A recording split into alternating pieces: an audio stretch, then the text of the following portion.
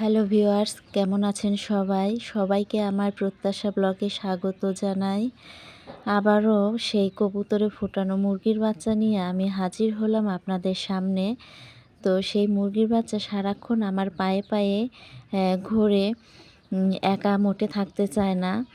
২-১ বার তো পায়ের নিচে পড়তে পড়তে বেঁচে গেছে। এর জন্য আমি কতগুলো এর সঙ্গী সাথী জোগাড় করেছি। তো ফেরিওয়ালা এই মুরগির বাচ্চা নিয়ে বিক্রি করতে আসছিল। তো সেখান থেকে আমি এই বাচ্চাগুলো কিনে নিলাম এবং এই বাচ্চাগুলোর সাথে সেই মুরগির বাচ্চাটিকে আমি রেখে দিলাম, যাতে করে সে একা থাকলে যেভাবে চেঁচামেচি করতো সেই চেঁচামেচি যাতে না করে।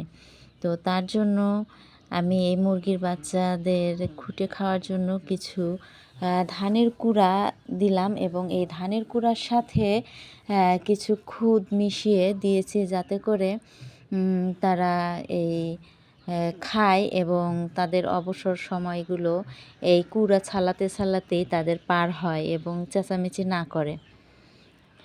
তো দেখেন এক এক করে আসতে লাগতেছে। এইভাবে আমি মুরগির বাচ্চাগুলোকে রাখছি।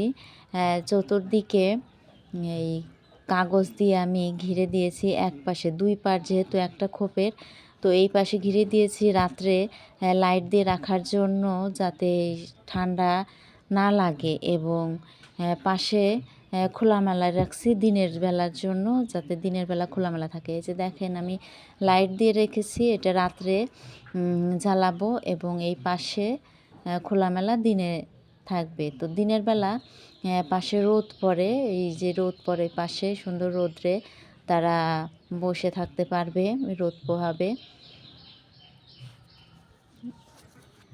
আর ওই যে দেখেন গিয়ে সে রোদ্রে বসছে, যেখানে সকালবেলা রোদ পড়তেছে, এই রোদ্রে গিয়ে বাচ্চাগুলো সুন্দর পাখনা পা মেলে দিয়ে কত সুন্দরভাবে রোদ পোহায়। এবং পাশে পানি এবং খাবার দিয়ে রাখছি। আর এই পাশে যে কুড়ার সাথে দিয়ে রাখি, তারা সেই কুড়াগুলো গায়ে মাখে এবং ছালাছালি করে। এই যে দেখেন তারা সেই কুড়োগুলো গায়ে মাখতেছে।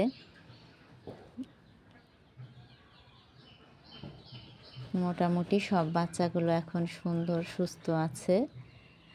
আমার ভিডিও ভালো লাগলে অবশ্যই আমার চ্যানেলকে সাপোর্ট করবেন এবং আমার সঙ্গেই থাকবেন। সবাই ভালো থাকবেন।